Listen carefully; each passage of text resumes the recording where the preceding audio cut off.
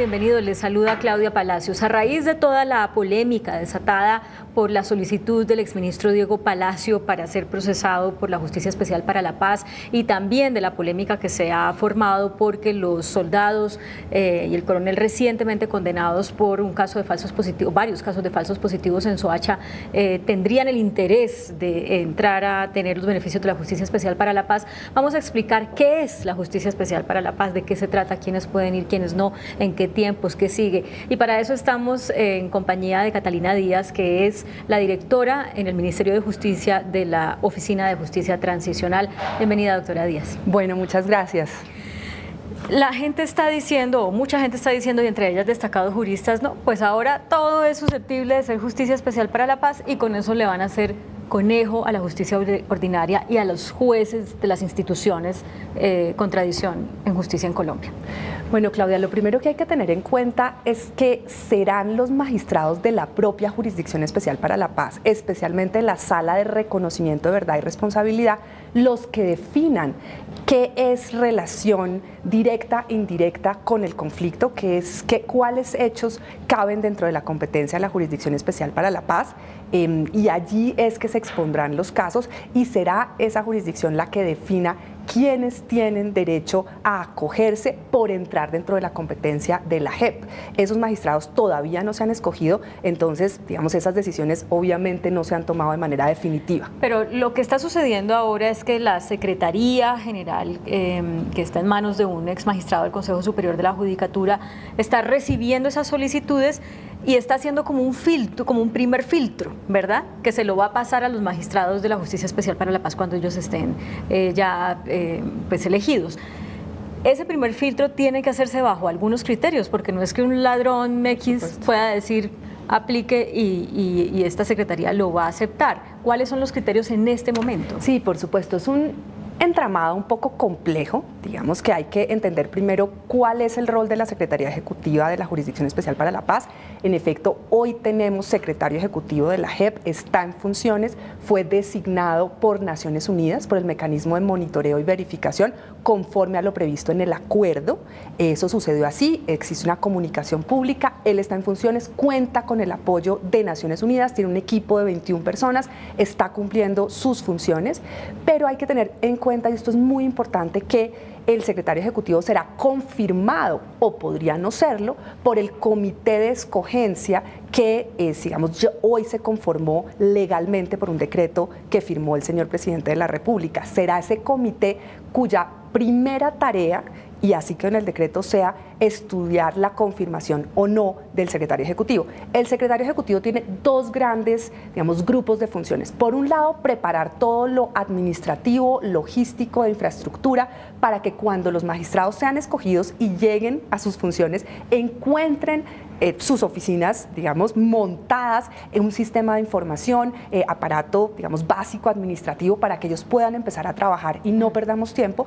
Y de otro lado, tiene una serie de funciones en la implementación de la ley de amnistía. La ley de amnistía le da al secretario ejecutivo una serie de funciones claves para la implementación de la amnistía, tanto para excombatientes guerrilleros, en ese caso, por ejemplo, ante él se suscriben las actas de libertad condicionada, anticipada, especial, como, perdóname, termino 2 segundos, para la aplicación de los beneficios que están en la ley de amnistía para agentes del Estado. Si él todavía no está ratificado, es que es la palabra, ¿verdad?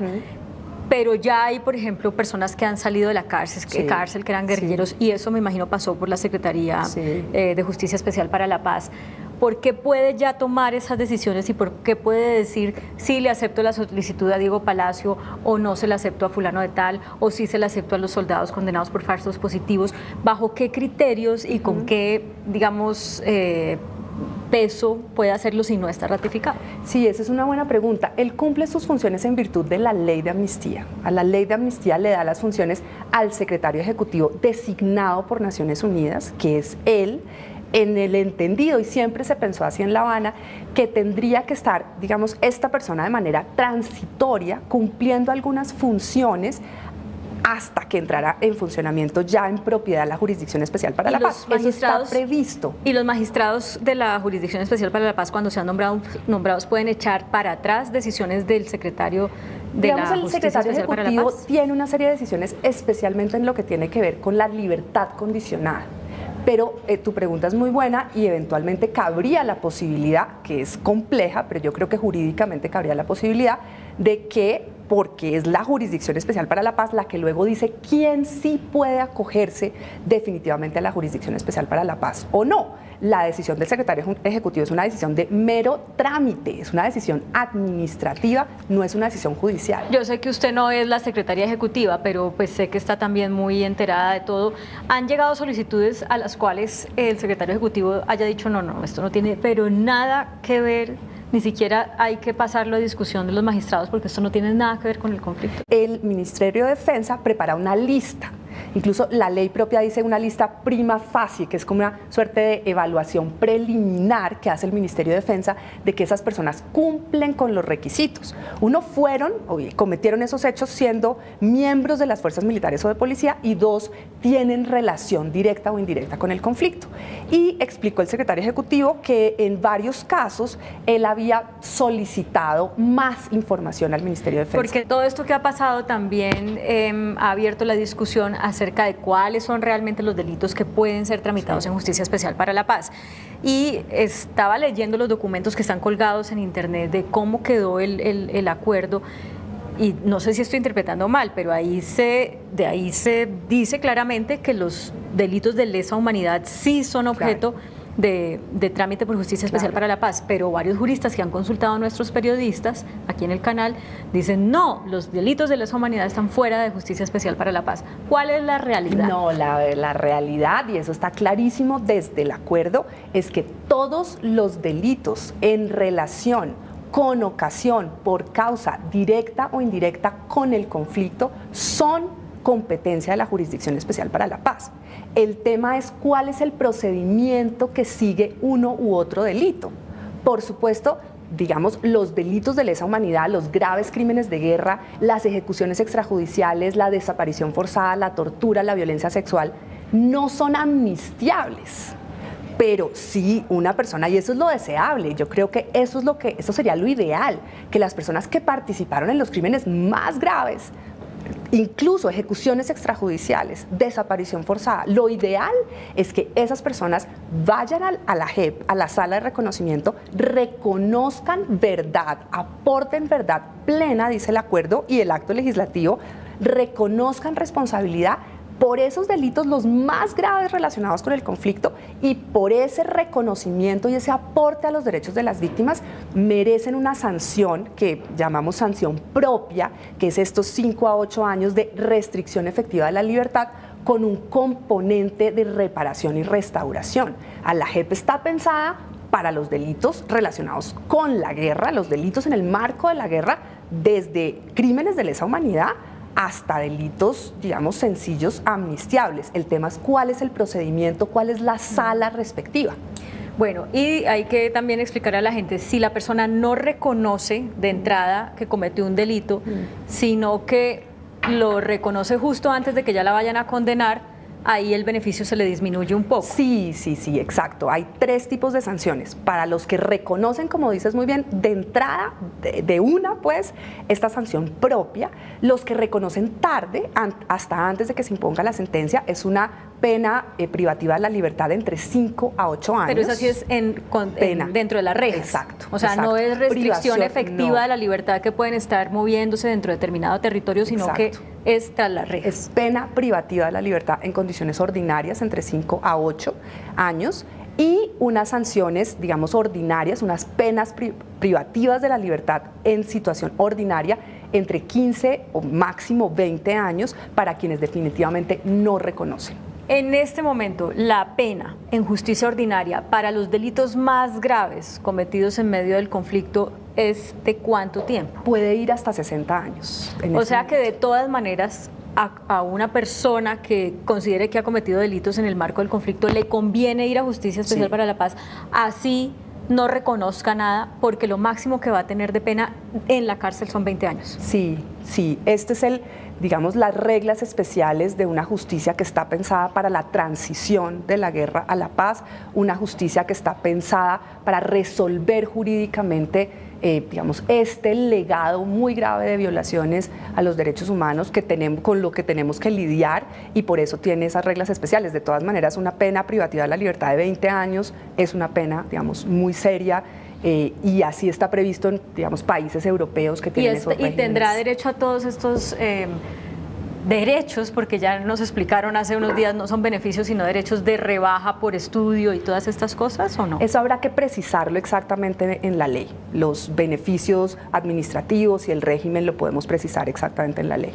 O sea, cabría la posibilidad de que en Justicia Especial para la Paz no existan esos derechos y beneficios que hay en Justicia Ordinaria. Digamos, tendremos que regular exactamente cuáles, en qué medida caben o no caben. Justicia Especial para la Paz tiene 5 componentes, ¿verdad?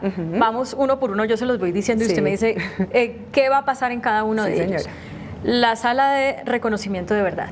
Es la sala, la gran sala madre, la puerta de entrada, la primera sala. Es la sala que tiene que recibir las informaciones, incluso el acuerdo dice los informes que remite en primer lugar la Fiscalía General de la Nación, el Consejo Superior de la Judicatura, otros entes oficiales y los informes de las organizaciones de víctimas y de derechos humanos. Esa sala recibe unos volúmenes gigantes de información, va a tener que cruzar todo, va a tener que llamar a las personas a que, si quieren, si así lo quieren, en primer lugar, reconozcan responsabilidad, aporten verdad plena, y sobre la base de toda esa información verificada, contrastada, corroborada, tendrá que emitir un documento que es muy importante, que es la resolución de conclusiones.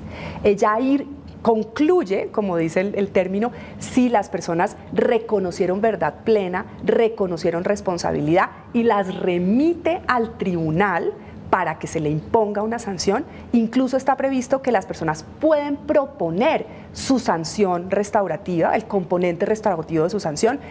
Está previsto que las víctimas pueden opinar sobre ese componente restaurativo, y esa sala madre remite al tribunal para que allí se imponga la sanción. Es una sala fundamental, la puerta de entrada. Que el tribunal es otro de estos componentes que estamos explicando, pero aquí voy a abrir un paréntesis porque usted dice, esa sala madre, que es la de reconocimiento de verdad, se va a nutrir de lo que le entregue la Fiscalía y otros organismos, pero hemos oído al fiscal en estos días y incluso al procurador plantear serias dudas sobre cuáles son los límites o serias angustias sobre las funciones que ellos van a perder.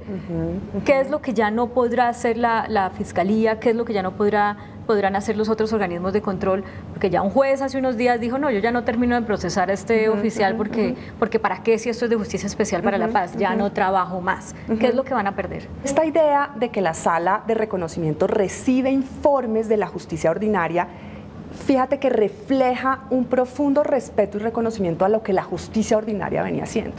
O sea, nosotros siempre tuvimos en mente que en Colombia había un camino recorrido muy largo de investigación de fiscales durante décadas que han, digamos, esclarecido, procesado. Hay resultados, en algunos temas hay resultados mejores, en otros no tan buenos, pero hay resultados, hay investigación, hay procesamiento, y eso no se podía perder.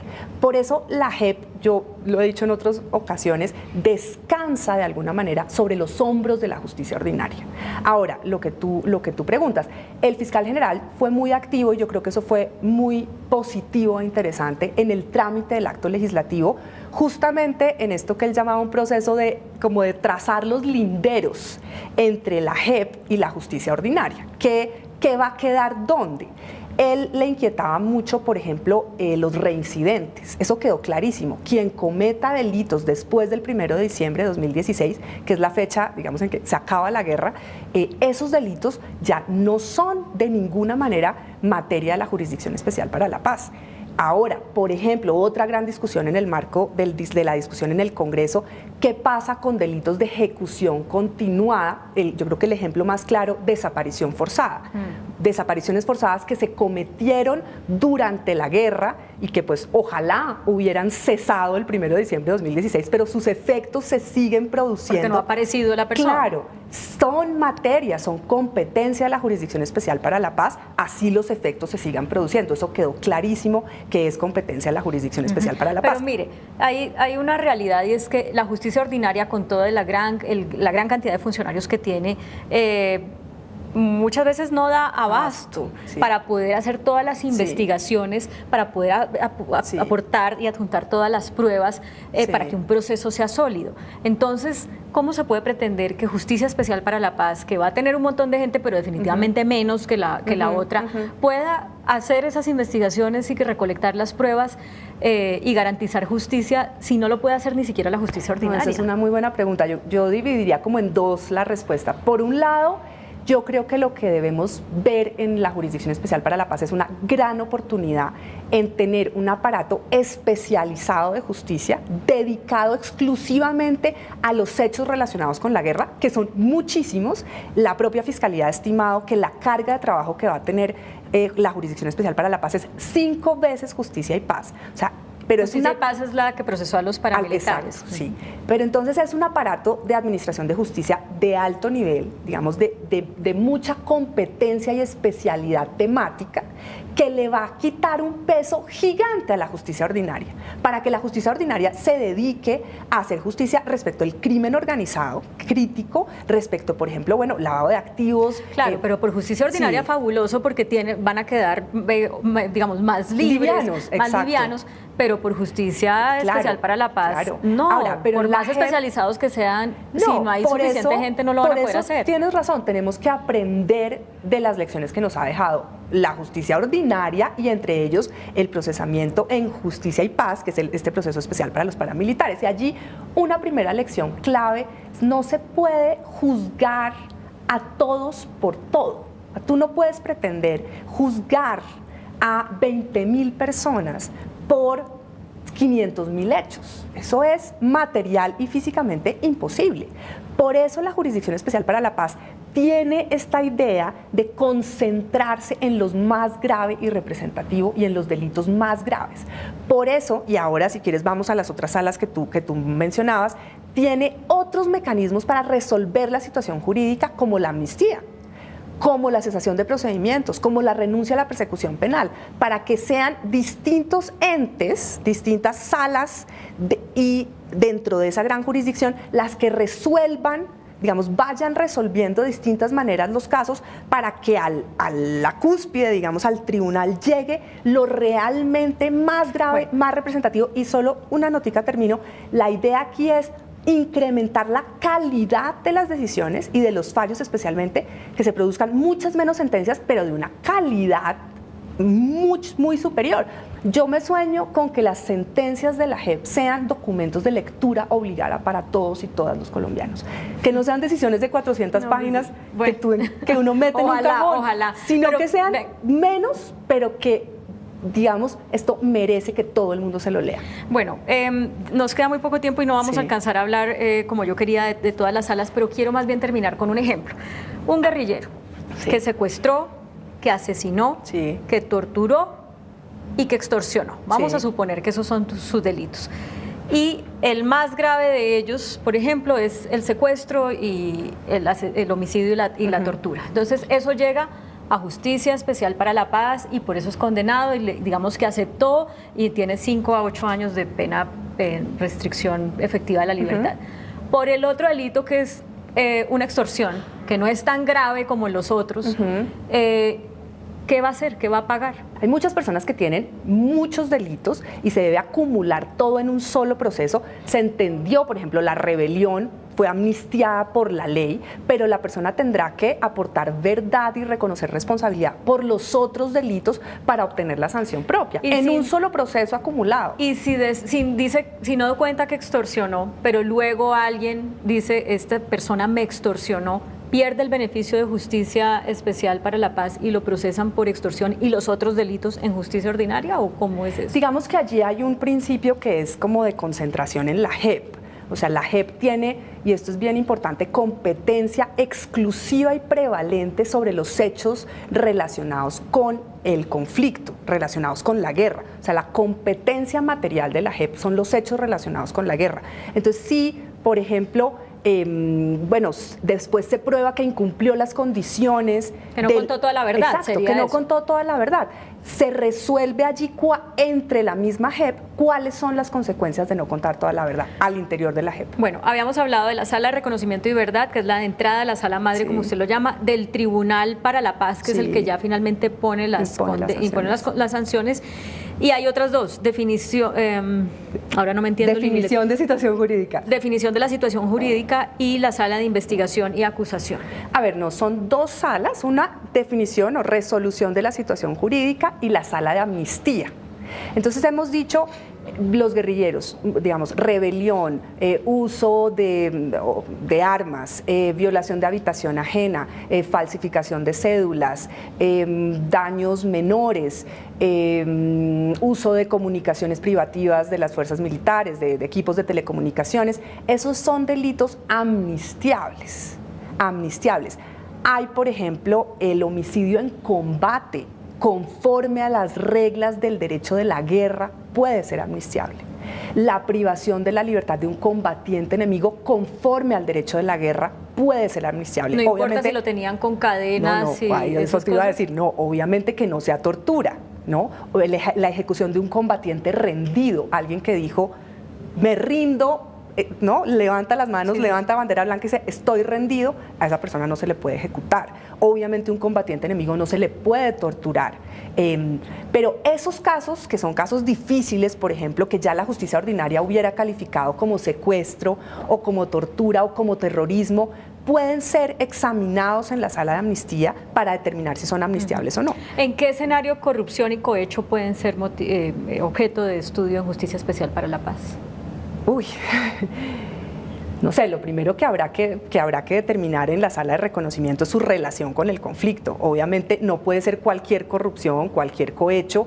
Tampoco está descartado absolutamente que sean materia de la Jurisdicción Especial para la Paz, pero tienen que ser en relación directa o indirecta con el conflicto. Eso es muy importante. La JEP no es una, digamos, como decía esta mañana el señor presidente de la República, una feria de beneficios para todo el mundo y ahora se le abrieron los ojos a mucha gente, a ver yo aquí qué pesco. No, esto es un aparato especializado de justicia para resolver digamos, este legado tan grande de violaciones e infracciones que tenemos hoy. Una última cosa, si el exministro Diego Palacio, los magistrados que van a ser nombrados dicen sí, vamos a procesar este caso en Justicia Especial para la Paz, y él dice sí, yo cometí, no lo ha aceptado hasta ahora, pero si llegara a decir yo cometí cohecho, porque yo estaba convencido de que lo bueno para el país era que ganara, que fuera la reelección del presidente Uribe, pero lo cometí porque yo quise, a mí nadie me mandó. Lo que muchos esperarían es, la verdad que muchos esperarían es quién lo mandó, Uribe le dijo. Si él no dice eso, ¿pierde los beneficios de Justicia Especial para la Paz? A ver, digamos, lo primero que tendría que hacer una persona que quiere acogerse a la JEP es llegar a la sala de reconocimiento, a decir, bueno, yo quiero aportar verdad y reconocer responsabilidad, exponer su caso, demostrar por qué tiene relación con el conflicto y, en efecto, pues cumplir, como dice el acuerdo y dice el acto legislativo, las condiciones del sistema. Si uno quiere una sanción propia, estas sanciones de 5 a 8 de restricción efectiva, tiene que cumplir con la sanción, con la condición básica que es aportar verdad plena, e incluso el acto legislativo dice que es aportar verdad plena, contar las circunstancias, los hechos, el contexto, todo para que se esclarezca lo que allí pasó. Y también se ha generado esta discusión si se tiene que aceptar la responsabilidad que le imputaron las autoridades judiciales anteriores. Y allí el acto legislativo y desde el acuerdo, y se ha discutido, no es necesario obviamente achacarse una responsabilidad con la que uno cree que no, digamos que no tiene. Pero sí es aportar todos los elementos de verdad, incluso dice el acto legislativo, para determinar responsabilidades. Entonces, si alguien dice, mire, yo realmente no soy responsable por ese delito que me imputaron, bueno, entonces, ¿quién? ¿O con quién compartió responsabilidad? O cuente exactamente cuáles son los términos de su responsabilidad. Claro, pero si le dices, sí soy responsable, pero yo solito, no por nadie más. Pues, digamos, allí la sala tendrá que verificar si eso es aportar verdad plena o no. Tampoco está previsto que uno tenga, digamos, que echar al agua o sapear a todo el mundo. Exacto, eso tampoco está previsto, ¿no? Ya. Pues se nos acaba el tiempo, es un tema muy complejo. Yo espero haber podido aclarar algunas de las dudas que los televidentes hubieran podido tener, pero la invito para que vuelva en otra oportunidad y sigamos conversando de este tema. Muchas gracias a ustedes en el programa. Es Catalina Díaz, la directora de Justicia Transicional del Ministerio de Justicia. A ustedes también, gracias por acompañarnos, sigan con nosotros.